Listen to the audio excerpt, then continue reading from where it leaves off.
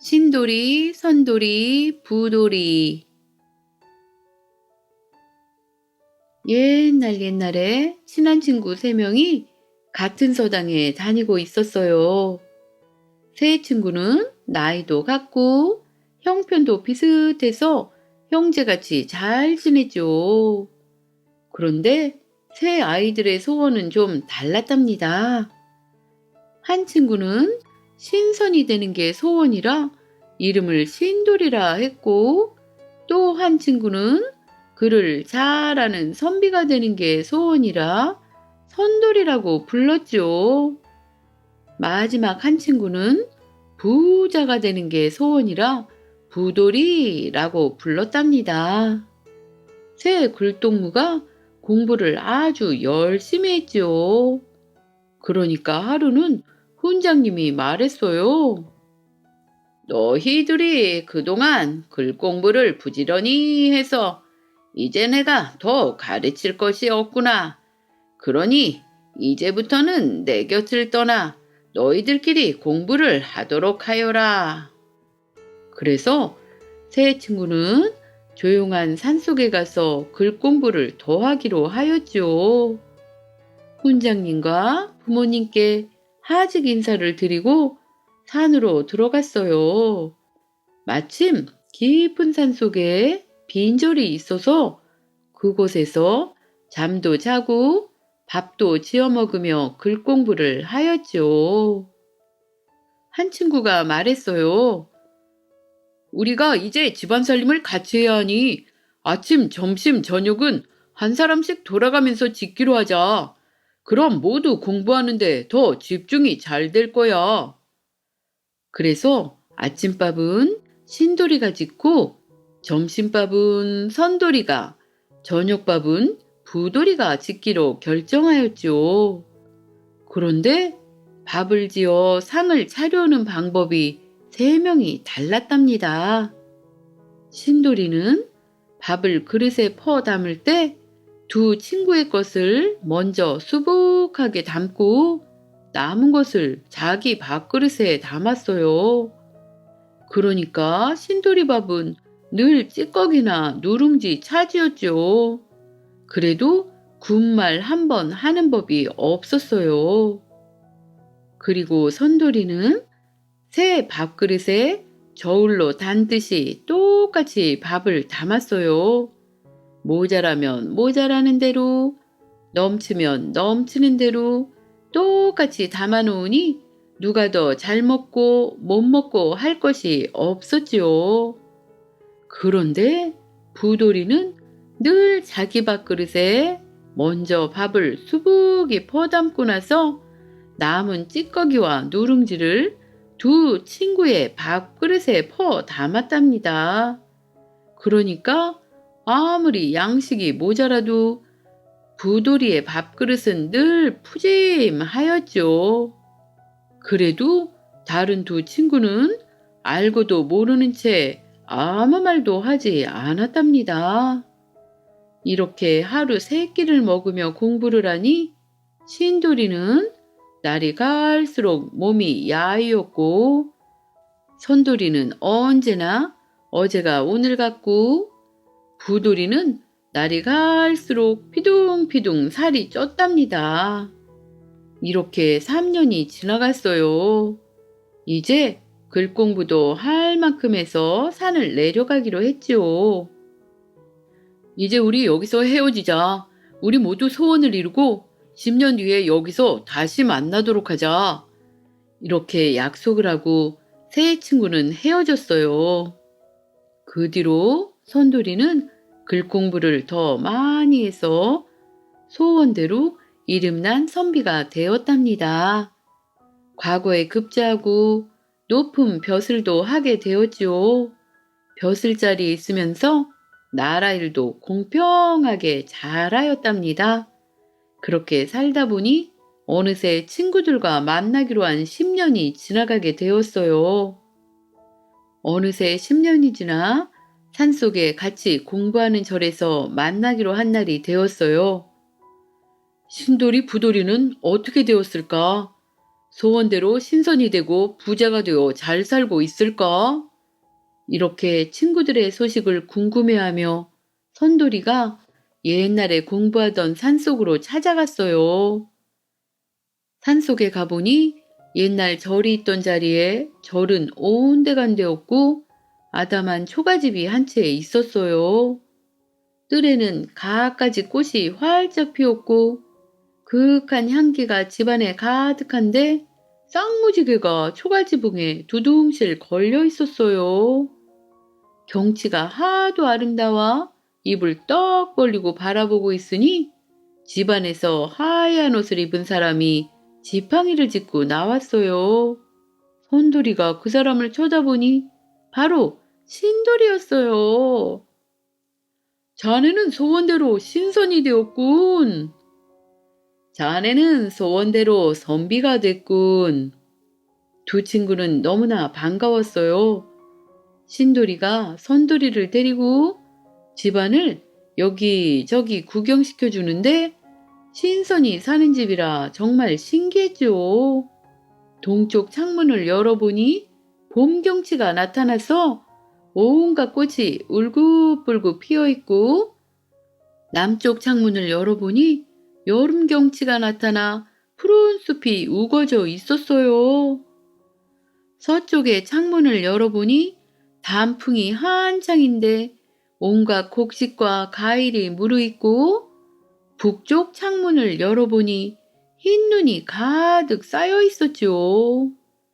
선돌이는 모든 것이 너무나 신기하여 시간 가는 줄도 몰랐어요. 그런 동안에 어느새 저녁이 다 되어갔죠. 선돌이가 말했어요. 부돌이는 왜 여태 안 올까? 약속을 잊어버렸나? 그랬더니 신돌이가 한숨을 쉬면서 말하였어요.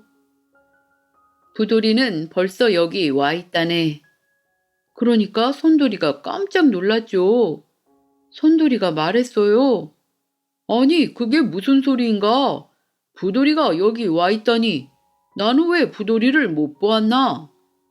그러니까 신돌이가 들고 있던 지팡이로 주춧돌 아래를 가리켰어요. 거기를 보니 글쎄 커다란 구렁이 한 마리가 또아리를 틀고 쳐다보고 있었어요. 깜짝 놀란 선돌이가 말했어요. 저 구렁이가 부돌이란 말인가? 그러자 신돌이가 고개를 끄덕이는 것이었어요. 아니, 어쩌다가 부돌이가 구렁이가 되었단 말인가? 부돌이는 욕심을 버리지 못하고 자꾸 남의 것을 탐내다가 그만 하늘의 벌을 받았다네. 10년 전 셋이서 글 공부할 때도 자기 밥그릇만 채우더니 그 뒤로도 욕심을 못 버려서 죗값을 치르는 것이었죠. 아무리 죗값을 치른다고 해도 옛 친구가 저런 모습을 하고 있으니 선돌이는 부돌이가 너무나 불쌍했어요. 선돌이가 신돌이를 붙잡고 말했어요. 여보게, 우리 셋이 그래도 같이 공부하던 글동무인데 불쌍해서 못 보겠네. 자네는 신선이니 무슨 수가 없겠는가? 그러니까 신돌이가 한참 동안 생각을 하더니 주문을 외는 것이었어요.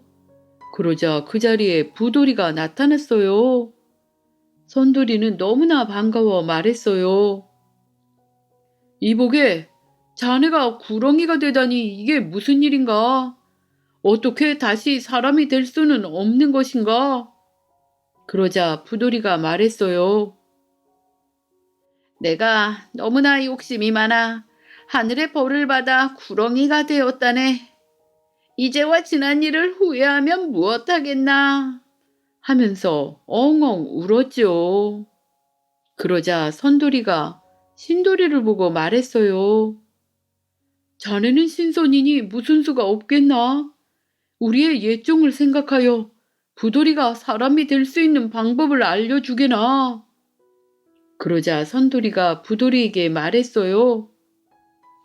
여보게, 쥐뜰에 가면 복숭아 나무가 하나 있으니 거기 가서 복숭아를 있는 대로 다 따오게나. 그러자 부돌이가 그 말을 듣고 쥐뜰로 갔어요. 부돌이를 보내놓고 신돌이가 말했어요.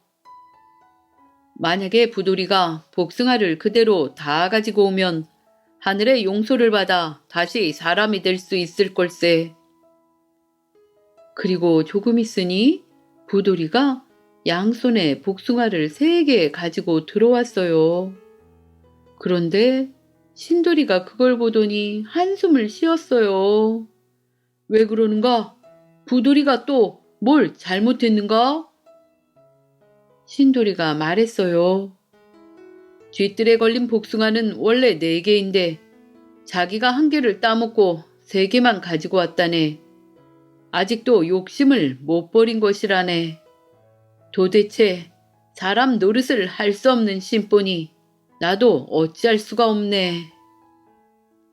그런데 신돌이가 그 말을 하자 부돌이는 다시 구렁이로 변하였어요.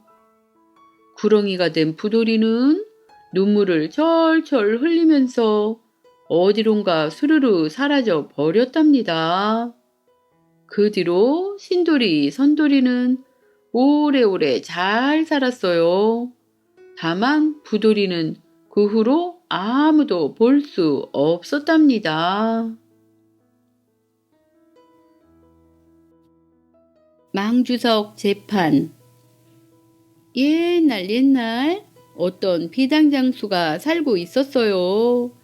어느 날 고개를 넘다가 비단장수가 너무나 피곤하였죠.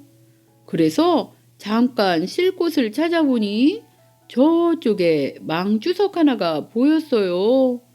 그래서 망주석 아래에서 잠깐 누웠다 그만 잠이 들어버렸답니다. 얼핏 자다 눈을 떠보니 세상에 그 사이에 누군가 비단을 훔쳐가 버린 것이에요.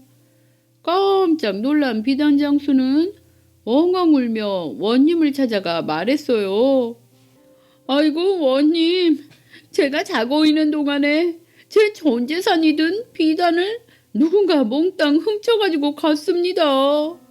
제가 10년이 넘은 동안이나 아끼고 아껴 모은 제 전 재산입니다. 제발 그 비단을 찾아주십시오. 그러자 원님이 물었어요. 그래, 그럼 누가 너의 비단을 훔쳐갔는지 보았느냐? 비단장수가 말했어요. 아닙니다. 제가 그때 너무나 피곤하여 잠깐 잠이 들었는데 그 사이에 훔쳐갔습니다. 제가 잠이 깨어보니 그 사이에 비단이 없어진 것입니다. 그래, 그렇다면 누가 너의 비단을 훔쳐간 것을 본 사람은 없느냐? 원님, 고갯길이라 지나가는 사람이 그때는 안 보였습니다. 아무도 없었습니다. 단지 저는 그저 망주석 아래에서 잠이 들었지요. 그러자 원님이 말했어요. 오, 그래. 그럼 망주석이 증인이로구나. 원님이 말했어요. 여봐라, 유일한 목격자인 망주석을 대령하거라. 그러자 관아의 포졸들이 망주석을 빼내어 지고 왔답니다. 포졸들이 망주석을 지고 가자 마을 사람들이 물었어요. 아니 나으리, 왜 망주석을 들고 어디로 가십니까? 그러자 포졸이 말했어요. 비단장수가 비단을 잃어버렸는데 그 사건의 유일한 목격자가 이 망주석밖에 없어 원님이 망주석을 잡아오라 하셨다네. 그 말을 들은 마을 사람들이 웃었어요. 아니 무슨 말씀이세요? 망주석이 증인이라니요. 말이 되는 말씀을 하셔야지요.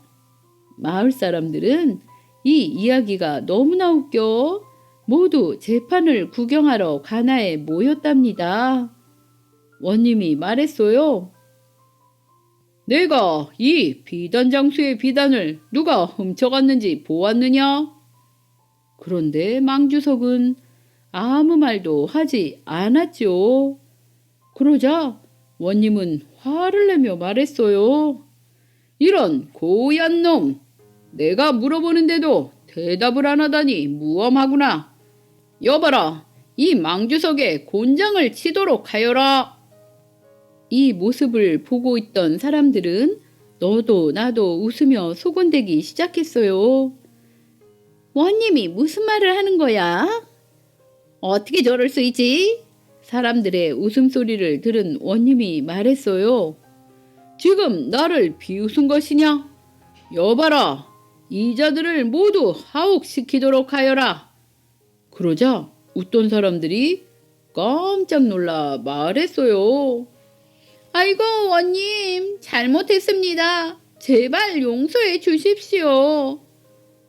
그러자 원님이 말했어요. 너희 모두가 내가 비단장수의 재판을 하는 것을 보고 비웃었으니 모두 비단 한 필씩을 벌금으로 내도록 하여라.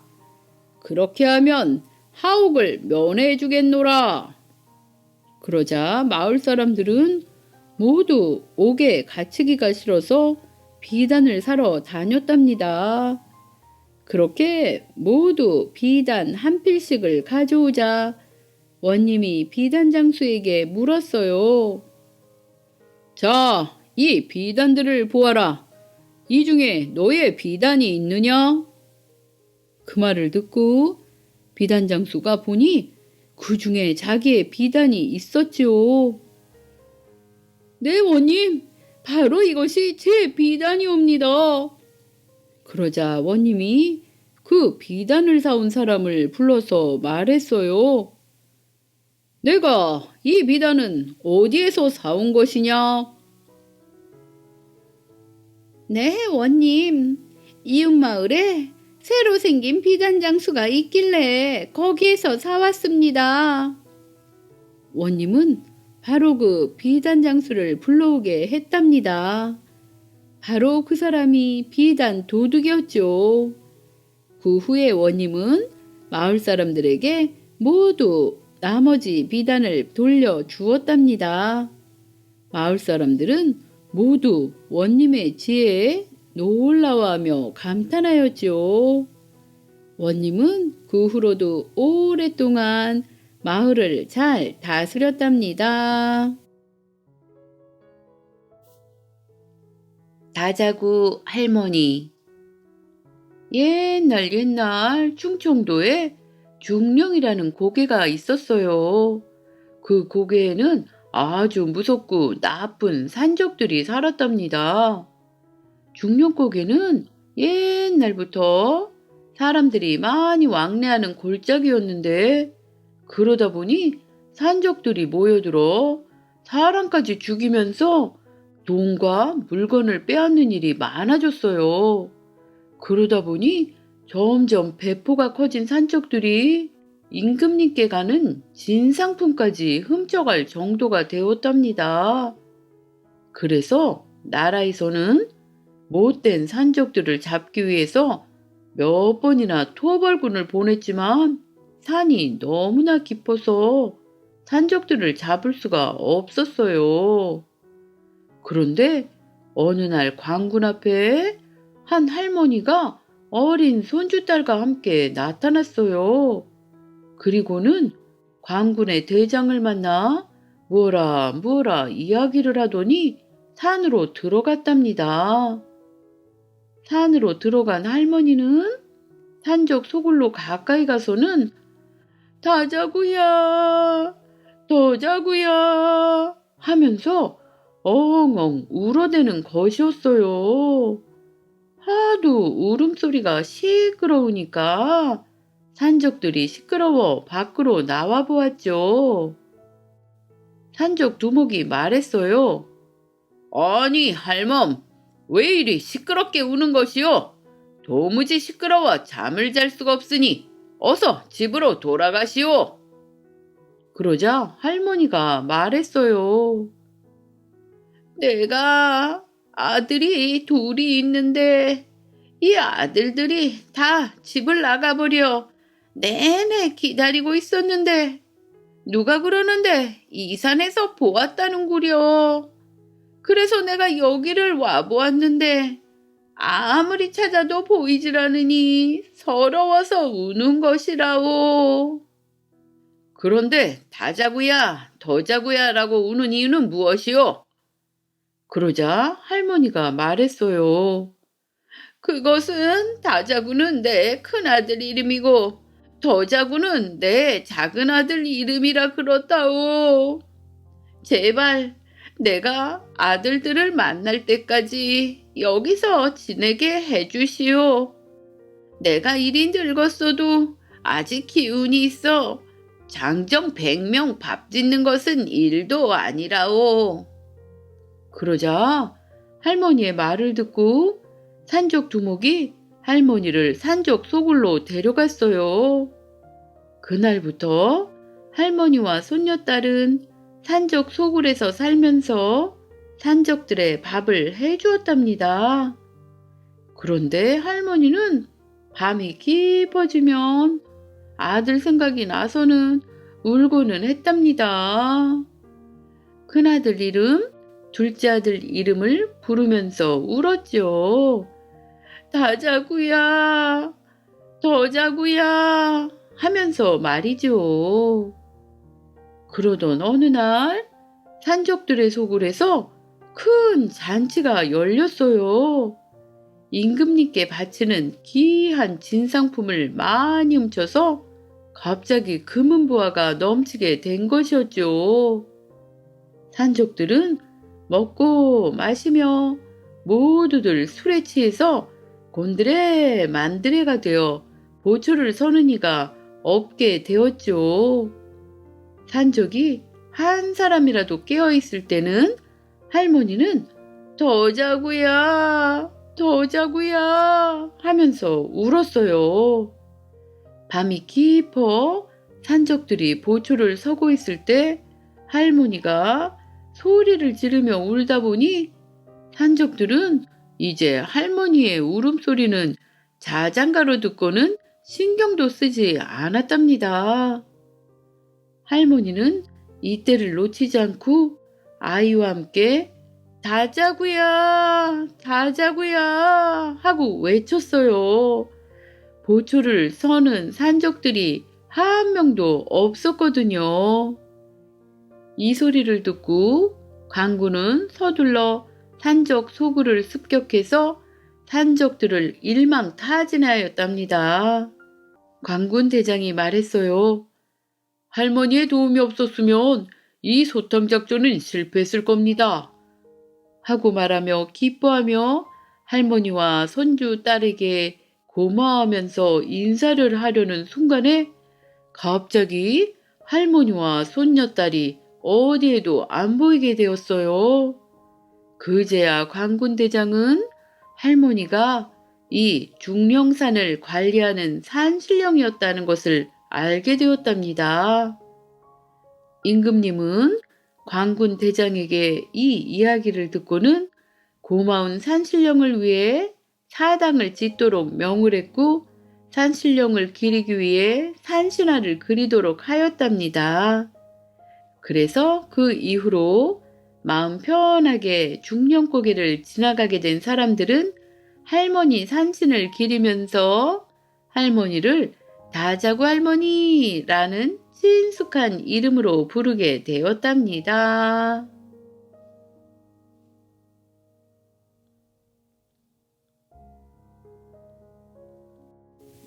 일일이 쿵덕쿵. 옛날 어떤 마을에 한 나무꾼이 살았답니다. 그런데 그 나무꾼은 너무나 가난하여 하루 먹고 살기도 힘들었죠. 어느 날이었어요. 나무꾼이 지나가던 황부잣집 아가씨에게 한눈에 반해버렸어요. 그렇지만 나무꾼의 신분으로는 황부잣집 아가씨와 혼인하는 것은 생각도 할 수 없었지요. 그래서 나무꾼이 생각했어요. 내가 무슨 재주로 황부잣집 아가씨와 맺어질 수가 있을 것인가? 도저히 이루어질 수 없으니 신령님께 빌기라도 해야겠구나. 그렇게 생각한 나무꾼은 그날부터 신령님께 매일같이 빌기 시작했어요. 비가 오나 눈이 오나 정성을 다하여 빌었지요. 그렇게 몇 년의 세월이 흘러갈 동안 하루도 빠지지 않고 빌었답니다.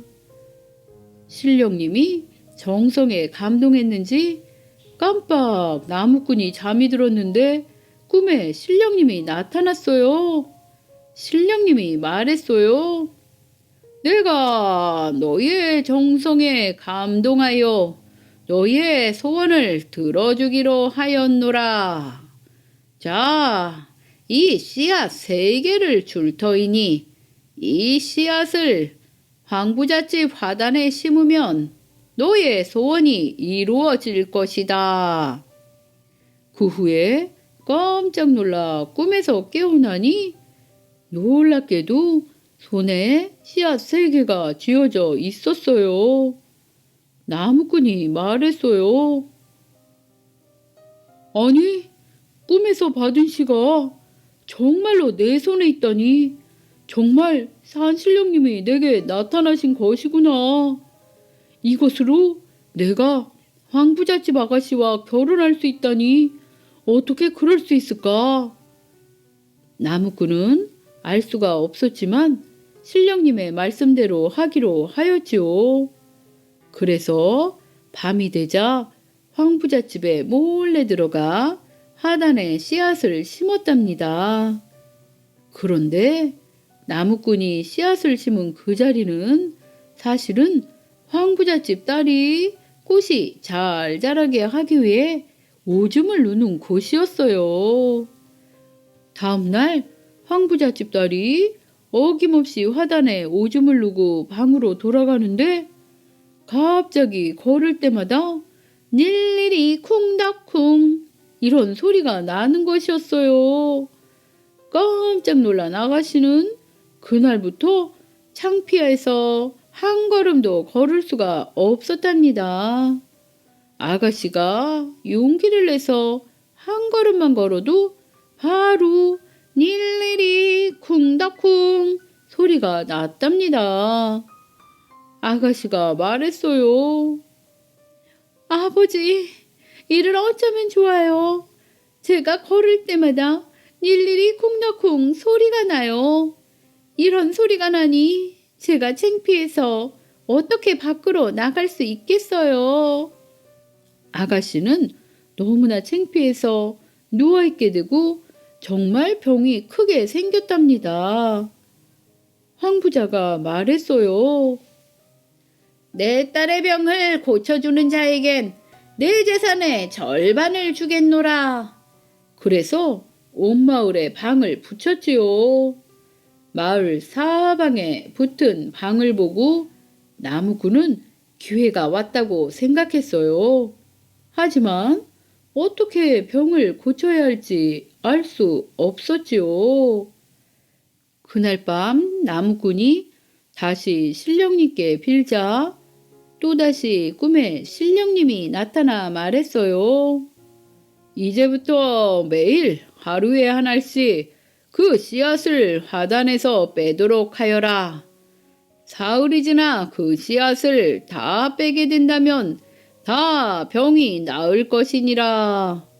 그러자 나무꾼은 꿈에서 깨어났죠. 다음 날 아침이 되자 나무꾼은 아가씨의 병을 고쳐주겠다며 황부잣집 문을 두드리고 신령님이 알려주신 대로 하였어요. 그러자 황부잣집 딸의 병이 씻은 듯이 나았답니다. 나무꾼은 재산의 절반을 주겠다는 황부자에게 말했어요. 황부자 어른, 저는 재산은 필요 없습니다. 다만 저는 아가씨와 혼인을 하고 싶습니다. 그러자 아가씨가 말했어요. 아버지, 제 병을 고쳐주신 분과 저도 혼인하고 싶어요. 이분이 아니었다면 저는 부끄러워서 더 이상 살 수 없었을 것이에요. 그래서 황부자는 나무꾼과 딸을 혼인시키게 되었답니다. 그리고 소원을 이룬 나무꾼은 부인과 함께 의좋게 행복하게 오래오래 살았답니다. 메추라기 공지가 없게 된 이유. 옛날 숲속에 여우가 한 마리 살고 있었답니다. 어느 날 배가 너무너무 고픈 여우가 메추라기를 잡았어요. 그래서 바로 잡아먹으려 했죠. 그런데 메추라기가 말했어요. 여우님, 제 몸을 보세요. 이렇게 작은 저를 다 드셔도 배가 조금도 차지 않을 거예요. 만약 저를 놓아주시면 제가 여우님을 배부르게 먹을 수 있게 해드릴게요. 여우가 그 말을 듣고 생각해보니 정말 그 말이 맞았지요. 그래서 여우가 말했어요. 좋다. 만약 나를 속인다면 너를 바로 잡아먹을 것이야. 네, 여우님, 절 따라오세요. 그렇게 말하며 메추라기가 고갯길에서 기다리니 생선장수가 고개를 넘어오고 있었어요. 그러자 메추라기가 생선장수 앞으로 쩔뚝쩔뚝 하면서 지나갔어요. 그러니까 생선장수가 메추라기를 휙 하고 잡으려 했죠. 그런데 메추라기는 살짝이 잡힐 듯 말 듯 생선 장수 앞을 계속 왔다 갔다 했답니다. 메추라기를 잡으려다 실패한 생선 장수가 말했어요. 아니, 이 메추라기가 잡힐 듯 하면서 안 잡히네. 가만, 이 생선이 무거워서 그렇구나. 여기다 두고 잡아야겠다. 짐이 거치장스럽게 느껴진 생선 장수는 짊어진 생선 보따리를 풀어놓고 메추라기를 잡으려 쫓아갔답니다. 그 순간에 여우가 가까이 가서 보따리를 풀은 후에 그 안에 있던 생선을 다 먹어버렸지요. 정말 메추라기 말대로 배부르게 먹었지요. 배가 부른 여우에게 메추라기가 말했어요. 여우님, 저를 놓아주신다면 이번에는 잔뜩 웃게 해드릴게요. 그러자 배가 불러 기분이 좋아진 여우가 알겠다고 했어요. 메추라기는 장에 가서 장독을 파는 사람이 메고 있는 장독에 올라가 똥을 쌌어요. 그 모습을 본 장독 파는 사람의 부인이 몽둥이를 들고 메추라기를 향해서 내리쳤답니다. 그 순간에 메추라기는 뽀로로 날아가고 장독만 우장창 깨져 버렸지요. 그 모습을 본 여우는 한참 동안 웃고는 말했어요. 너무 웃었더니 배가 다시 고파졌구나. 이제 다시 메추라기 너를 잡아먹겠다. 그러자 메추라기가 말했어요. 걱정 마세요, 여우님. 이번에는 정말 맛있는 것을 드시게 해드릴게요. 정말 맛있는 거라니 그것을 어떻게 먹을 수 있느냐? 그러자 메추라기가 말했어요.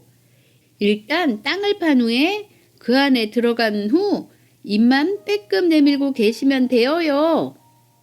그리고는 그 여우의 주둥이 위에 메추라기가 앉아 있었죠. 그때 지나가던 사람이 메추라기를 보고는 몽둥이로 메추라기를 힘껏 때렸답니다. 바로 그 순간에 메추라기가 휙 날아가 버리자 여우 주둥이만 몽둥이에 맞았지요. 그러자 화가 난 여우가 메추라기를 잡으려 손을 쭉 뻗었지만 메추라기의 꽁지만 잡아당기게 되었죠. 그러자 메추라기는 비르르 날아가고 꽁지만 남았죠. 그래서 지금도 메추라기는 꽁지가 없게 되었답니다.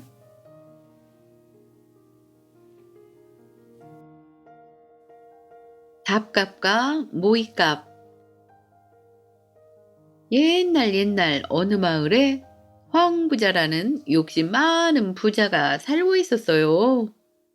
황부자는 땅을 많이 가지고서 가난한 농사꾼들에게 땅을 빌려주고 추수를 하면 반을 넘게 가지고 갔어요.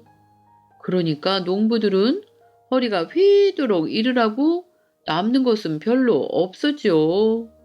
어느 해 가을에 농사꾼들이 황부자네 집에서 콩타작을 했어요. 다른 집은 마당이 좁아 타작하기가 힘드니까 마당이 넓은 황부자네 집에서 타작을 한 것이었죠. 도리깨로 콩을 두드려 콩껍질을 벗기는데 마침 마당에 병아리 한 마리가 놀고 있었어요. 병아리가 아장거리며 돌아다니다가 그만 한 농사꾼의 도리깨에 맞아 죽어버렸어요. 황부자가 그걸 보고 말했어요. 이 사람아, 자네 때문에 우리 병아리가 죽었으니 당장 병아리 값을 물어내게. 그야 당연히 물어드려야죠. 얼마면 되겠습니까? 10단량은 받아야겠네. 뭐라고요? 저렇게 조그만 병아리 값으로 10단량을 내라고요? 저게 지금은 조그마한 병아리지만 내년 봄에는 큰 닭이 될 터이니 큰 닭 값으로 10단량을 받아야겠네. 농사꾼이 황부자 말을 듣고 보니 기가 막혔지요. 조그만 병아리 값으로 한두 냥이면 충분할 것을 내년 봄에 큰 닭이 될 것을 미리 생각하여 가지고 큰 닭 한 마리 사고도 남을 돈을 달라니 너무나 억울하였지요. 그래서 그렇게는 못한다고 말을 했어요. 내놓으라고 하고 못 내놓겠다 하고 이렇게 옥신각신하다가 둘이서 그 골 원님을 찾아갔죠. 원님에게 판결을 내려달라고 말했답니다. 이 사람이 우리 병아리를 죽여놓고도 그 값을 안 물겠다고 하니 이런 경우가 어디 있습니까?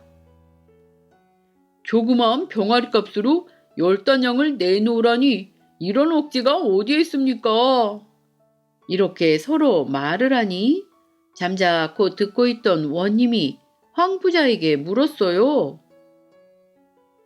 웬 병아리 값이 그렇게나 비싼가? 우리 병아리는 여느 가난뱅이네 병아리하고는 달라서 날마다 좁쌀을 한 옵씩이나 먹여 키우니 내년 봄이면 거위만큼이나 큰 닭이 되지 않겠습니까? 당연히 큰 닭값을 받아야지요. 원님이 그 말을 듣고서 무릎을 탁 치더니 말했어요. 듣고 보니 황부자 말이 100번 옳으니 농사꾼은 당장 15냥을 물도록 하라.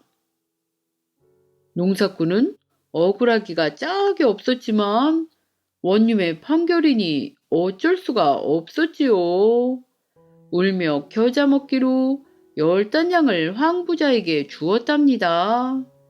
황부자는 돈을 받고는 금세 입이 벌어졌지요.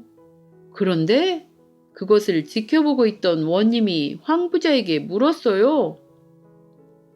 병아리에게 날마다 좁쌀 한 옵씩을 먹인다면 내년 봄까지는 얼마나 많은 좁쌀을 먹이겠는가? 그야 줄 잡아도 한 섬 가까이 되겠지요. 원님이 그 말을 듣더니 또 무릎을 탁 치면서 말했어요. 옳거니 황부자는 병아리가 죽어 좁쌀 한 썸값을 번 셈이 아닌가. 그게 다 병아리를 죽인 농사꾼 덕이니 그 값으로 10단량을 농사꾼에게 주도록 하여라. 이렇게 판결을 내리는 것이었어요. 그래서 황부자는 농사꾼에게서 받은 10단량을 고스란히 되돌려주게 되었답니다. 농사꾼은 너무나 기뻐 원님께 절을 10번도 더 하였답니다.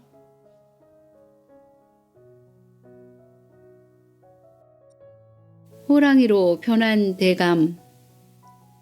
옛날에 김대감이라는 사람이 살고 있었어요. 한양에서 높은 벼슬을 지내던 김대감은 늙으신 어머니를 모시기 위해 벼슬자리에서 물러나 시골로 내려와 살고 있었어요. 늙으신 어머니를 모시며 낮에는 낚시질을 하고 밤에는 책을 읽으며 마음 편하게 살고 있었지요. 김대감은 이웃의 소문난 효자였는데 효자 소리가 무색하게도 어머니가 그만 병에 걸리셨답니다. 무슨 병인지도 모르지만 좋다는 약은 다 구해서 드렸는데도 효험이 없었지요. 하루는 아주 용한 의원을 찾아가 물어보았어요. 의원이 말하기를 방법이 꼭 하나 있기는 하나 위험해서 권할 수가 없습니다. 그러니 김대감은 너무나 답답하였죠. 그래서 김대감이 말하였어요. 의원님, 방법이 있으면 그것이 아무리 위험한들 무슨 일을 못하겠습니까? 어머니만 나으실 수 있다면 그것이 아무리 힘든 일이라도 제가 다 할 수 있으니 말씀만 해 주십시오. 김대감은 방법을 가르쳐 달라고 매달렸어요. 그러자 의원이 말하였어요. 그것은 색이 누런 개의 간 1,000개를 구해 드리는 것입니다. 실로 힘든 일인데 제가 공연히 말씀드렸나 봅니다. 누런 개의 간 1,000개라니. 김대감은 고민을 하였어요. 10마리도 아니고 1,000마리나 되는 누런 개를 어디서 구할 수 있단 말입니까? 그러나 방법이 아주 없는 것은 아니었어요. 아주 위험한 일인 줄 알면서도 김대감은 그 방법을 쓰기로 하였답니다. 그것은 둔갑술의 주문을 외는 일이었어요. 주문을 외우면 사람이 호랑이로 둔갑할 수도 있고 하룻밤에 천리를 달려갈 수도 있었지요. 이 둔갑술은 김대감의 집안에 내려오는 비밀이어서 아무에게도 알리면 안 되었죠. 하지만 어머니가 편찮으시니 김대감은 둔갑술을 이용해 누렁개를 구해오기로 결심을 하였답니다. 그래서 김대감은 밤마다 호랑이로 둔갑하여 누렁이를 잡아오기로 하였죠. 그래서 그렇게 호랑이로 변하였어요. 이튿날 아침 누렁개 한 마리가 김대감집 마당에 죽어 있었어요. 그것은 김대감이 한 일이었지만 시치미를 뚝 떼고 말했어요. 아니 누가 어머니께 누렁개가 좋은 것을 알고 이렇게 누렁개를 가지고 온 것일까? 지성이면 감천이라더니 호랑이가 누렁이를 물어다 준 모양이로구나. 김대감은 곧 누렁개의 간을 꺼내 어머니께 드렸답니다. 그것을 드시자 어머니의 몸은 많이 좋아지셨죠. 정말 효과가 있는 것 같았어요. 이렇게 한 해가 지나고 또 한 해가 지났어요. 어머니는 누렁이의 간을 드시고 병이 차츰 나아졌어요. 김대감은 기쁨을 감출 수가 없었지만 어머니와 아내를 속이고 호랑이가 되어 이웃집에 누렁개를 잡아온다는 것이 옳지 못하다는 생각에 괴로웠지요. 그런데 이 무렵부터 김대감의 부인이 남편을 의심했어요. 낚시와 책 읽기로 소이라도 남편이 밤마다 외출을 하고 새벽이면 돌아와 정신없이 잠을 자니 이상하였지요. 틀림없이 저 양반에게 무슨 일이 생긴 거야. 3년 동안 줄곧 밤 나들이를 하니 너무나 수상하구나. 부인은 남편의 뒤를 캐보기로 하고 밤이 되길 기다렸어요. 김대감은 그런 줄도 모르고 낮잠을 잔 다음 밤이 되자 밖으로 나갔답니다. 부인은 나무 뒤에 숨어 남편을 지켜보았어요. 바로 그때 남편이 돌담 밑에 감춰둔 둔값을 책을 꺼내어 읽자 갑자기 커다란 호랑이로 변하는 것이에요. 아니, 이게 무슨 일이야? 대감이 호랑이로 변하다니, 이게 꿈은 아니겠지? 부인은 너무나 놀랐어요. 그러고 보니 아침마다 마당에 죽어있는 누렁이도 저희가 물어온 것이로구나. 아내는 놀란 가슴을 가라앉히고 생각을 거듭하였어요. 아무래도 안 되겠어. 대감이 이렇게 밤마다 호랑이로 변해 돌아다니게 할 수는 없어. 이게 다 그 이상한 책 때문이야. 아무래도 그 책을 없애버려야겠구나. 부인은 남편이 다시는 호랑이가 되지 않도록 둔값을 책을 불태워 없애기로 하였죠. 그래서 밤이 되자 김대감이 나가자마자 남편이 숨겨놓은 둔값을 책을 꺼내 태워버리고 말았답니다. 새벽이 되자 또 쿵 소리가 나면서 마당에 누렁이가 쿵 떨어졌어요. 999마리에 한 마리를 보태 1000마리째 누렁이였죠. 드디어 1000개의 누렁이를 잡아온 것이었어요. 김대감은 이제 다시는 누렁개를 잡아오지 않아도 된다는 생각에 너무나 기뻐 어서 사람으로 되돌아가고 싶어 숨을 헐떡거리며 둔값을 책을 숨겨놓은 돌담으로 달려갔어요. 둔값을 책이 없어졌구나. 김대감은 호랑이의 목소리로 크게 소리쳤어요. 둔값을 책이 없으면 주문을 외지 못하고 주문을 외지 못하면 김대감은 사람으로 돌아올 수 없기 때문이었지요. 나는 이제 사람이 될 수 없구나. 김대감은 둔값을 책을 태운 제 옆에 떨어진 아내의 손수건을 보고 눈물을 흘렸답니다. 마지막 하룻밤을 참지 못한 아내가 원망스러웠지요. 나를 사람으로 돌아가게 해다오. 김대감은 소리쳤어요. 하지만 그 소리는 사람의 목소리가 아니라 어흥, 어흥 하는 호랑이의 소리일 뿐이었지요. 이것이 내 운명이로구나. 마지막 한 마리를 어머니께 드렸으니 병도 나으시고 나도 호랑이의 탈에서 벗어날 수 있었는데 그것을 모르는 아내가 둔값을 책을 태워버렸으니 이제부터 호랑이로 사는 수밖에 없겠구나. 어흥. 생각할수록 기가 막혔으나 별 도리가 없었지요. 호랑이가 된 김대감은 마지막으로 병든 어머니와 아내를 보고 산으로 갈 생각을 하였어요. 방에서 김대감을 기다리고 있던 부인은 호랑이가 돌아와 사람으로 변할 수 없는 것을 보더니 깜짝 놀랐어요. 아니, 내가 무슨 짓을 한 것인가? 대감이 다시 사람으로 변할 수가 없다니 이를 어쩌면 좋단 말인가? 아내는 모든 것을 알게 되고 자기의 실수를 크게 뉘우쳤지요. 겨우겨우 병이 나아가던 어머니는 효도를 하려다 김대감이 호랑이가 되어버린 것을 알게 되었어요. 어머니가 말했어요. 아니, 이럴 수가. 나를 구하려다 내 아들이 호랑이가 되다니.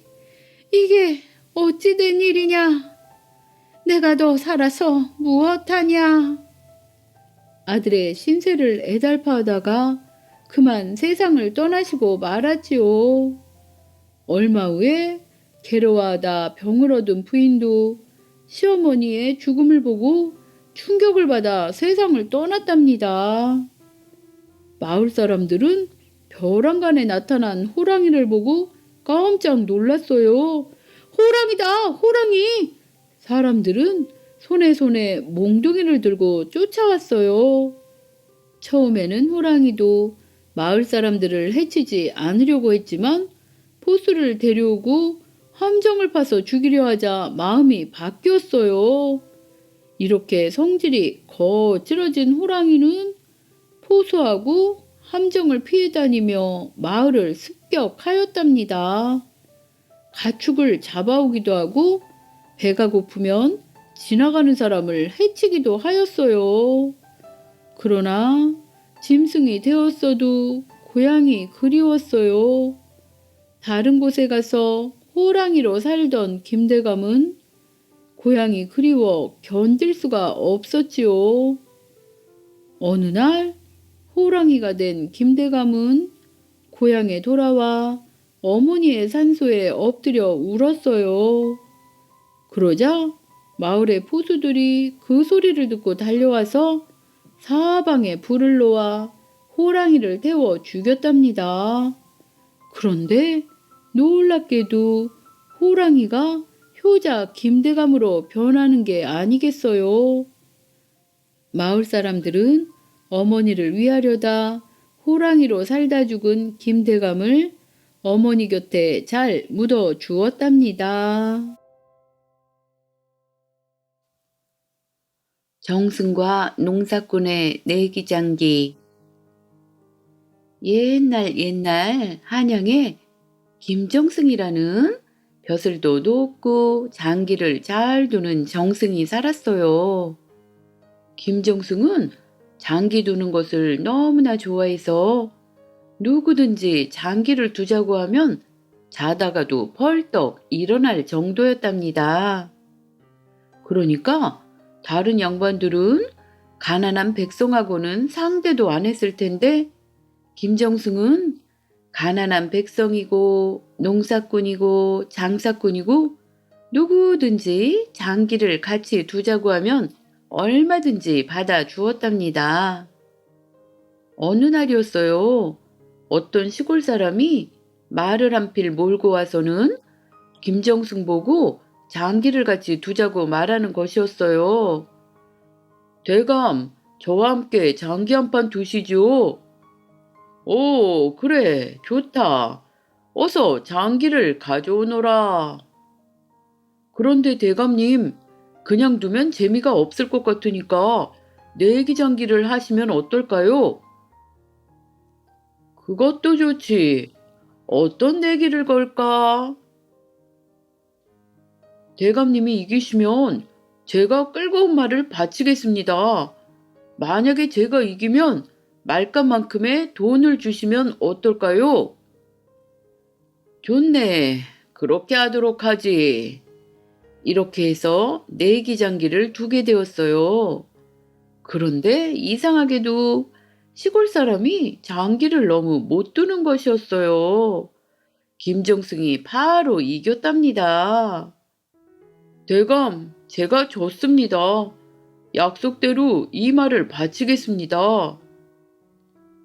그거야 지나가는 말이었지. 내 어찌 가난한 백성의 말을 빼앗겠는가? 그렇지 않습니다. 내기는 어디까지나 내기이니 어서 이 말을 거두어 주십시오. 하고 부득부득 말을 두고 갔어요. 그래서 김정승은 말 한 필을 가지게 되었답니다. 김정승 집에는 원래 말이 여러 마리가 있었기 때문에 백성이 두고 간 말을 다른 말과 함께 마구간에 넣어 두었죠. 그리고 몇 달이 지났어요. 그런데 그 시골 사람이 다시 찾아왔답니다. 대감님, 안녕하셨습니까? 이번에도 내기장기를 두려고 왔습니다. 그래, 어서 오게. 이번에는 무엇을 걸고 둘까?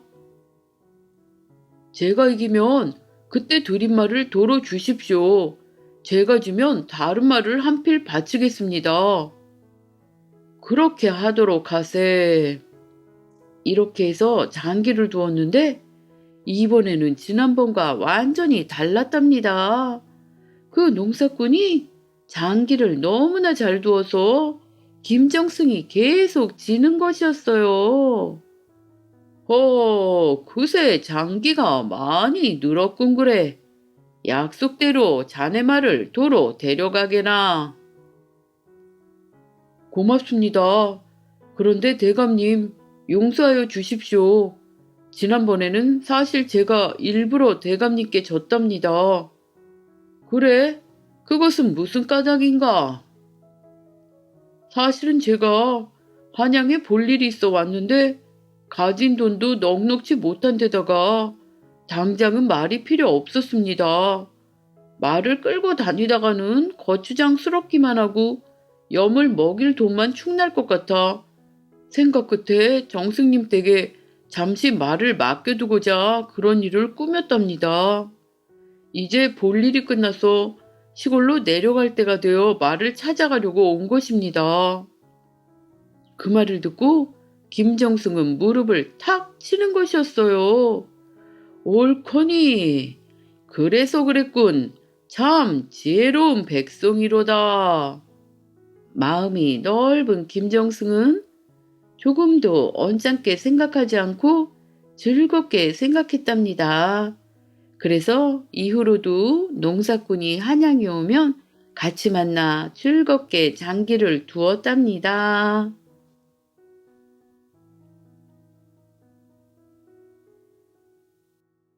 세상에서 제일 높은 고개.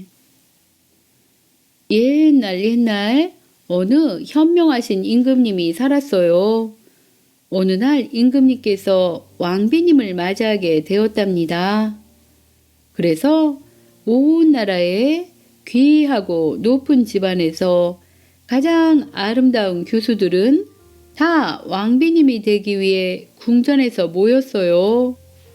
이 많은 교수 중에 가장 아름답고 슬기로운 아가씨를 왕비님으로 모셔야 했기 때문에 신하들은 이런저런 시험을 준비하였죠. 그러자 그 많은 귀한 아가씨 중에 마지막으로 10명의 아가씨가 남게 되었어요. 임금님이 마지막으로 시험을 하시기로 하였지요. 임금님이 말했어요. 이 세상에서 가장 좋은 꽃이 무슨 꽃이라 생각하시오? 그러자 영의정의 따님이 말했어요. 연꽃입니다. 연꽃은 더러운 물에도 젖지 아니하니 언제나 고와함을 가지고 더럽혀지지 않는 귀한 꽃이기 때문입니다. 이번에는 좌의정의 따님이 말했어요. 모란꽃입니다. 모란꽃은 화려하고 아름다워 꽃 중에 왕이라 일컬어지니 가장 좋은 꽃이라 할 수 있습니다.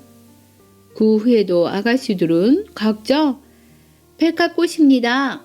매화꽃입니다. 한마꽃입니다. 하면서 이 세상에서 가장 아름다운 꽃들을 모두 임금님께 말씀드렸지요. 그러자 임금님은 고개를 끄덕이고 계셨어요. 그때 마지막으로 남아있던 김진사의 따님이 말했어요.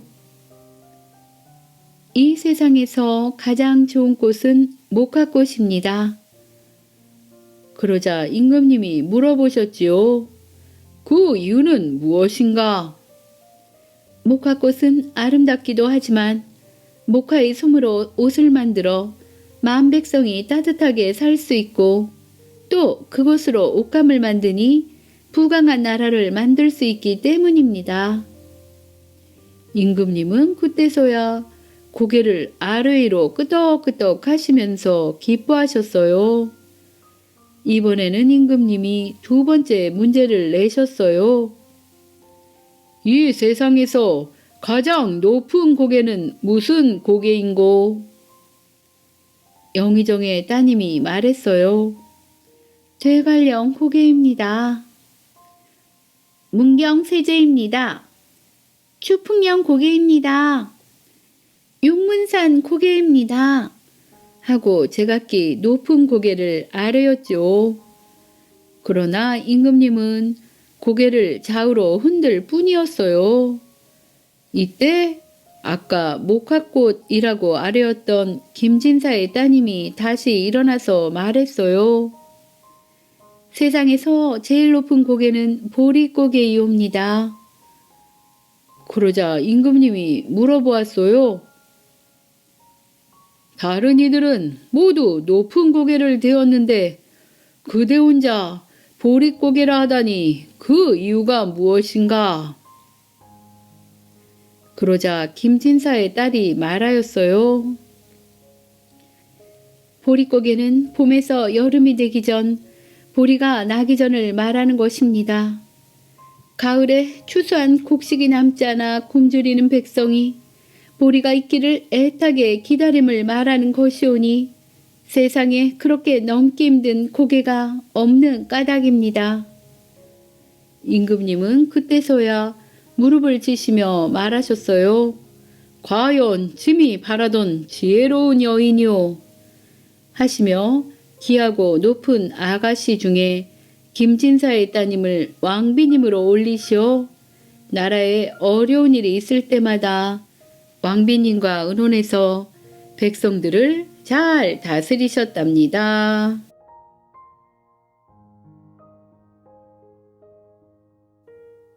스님과 소나기. 옛날 어느 스님이 동냥을 하며 길을 가고 있었어요. 여기저기서 얻은 쌀을 바람 가득 짊어지고 가느라 땀을 뻘뻘 흘리며 가고 있었죠. 때마침 바람 한 점 없는 무더운 여름날이었어요. 스님은 하도 무더워 길가 느티나무 밑에서 쉬어가기로 하고 바람을 내려놓았죠. 스님, 날씨가 무덥지요. 내가 논을 갈고 있지만 비가 안 와서 큰일입니다. 모를 내야 할 텐데 이렇게 비가 안 오니 어떻게 모를 낼 수가 있겠어요. 그러자 스님은 자기가 입고 있던 옷을 두루 만져보았어요. 그러더니 말했어요. 농사꾼님, 걱정하지 마십시오. 오늘 중으로 비가 내릴 겁니다. 에이, 스님도 참 농담을 잘 하시는군요. 이렇게 날이 맑은데 무슨 비가 옵니까? 아닙니다. 두고 보십시오. 틀림없이 비가 올 것입니다. 아니, 그럴 리가 있겠어요? 꼭 비가 온다니까요. 농부는 스님의 말을 믿으려 하지 않았어요. 비가 온다고요? 그럼 어디 스님하고 비가 오나 안 오나 내기를 해볼까요? 예, 좋습니다. 내기를 해보지요. 그럼 무엇을 걸고 내기를 할까요? 스님이 지시면 그 바랑에 들어있는 쌀을 주십시오. 네, 그러죠. 소승이 이기면 저 논에 있는 소를 주시겠습니까? 농부는 생각해 보았어요. 농사 짓는데 없어서는 안 되는 귀중한 소였지요. 그런데 농부의 생각에는 이런 맑은 날에 무슨 비가 오랴 싶었죠. 예, 좋습니다. 스님이 지시면 꼭 그 쌀을 제게 주셔야 합니다. 그럼요, 여부가 있겠습니까? 단단히 다짐을 받은 농부는 다시 논으로 가서 논을 갈고 스님은 느티나무 아래서 쉬고 있었죠. 그런데 이게 웬일이에요?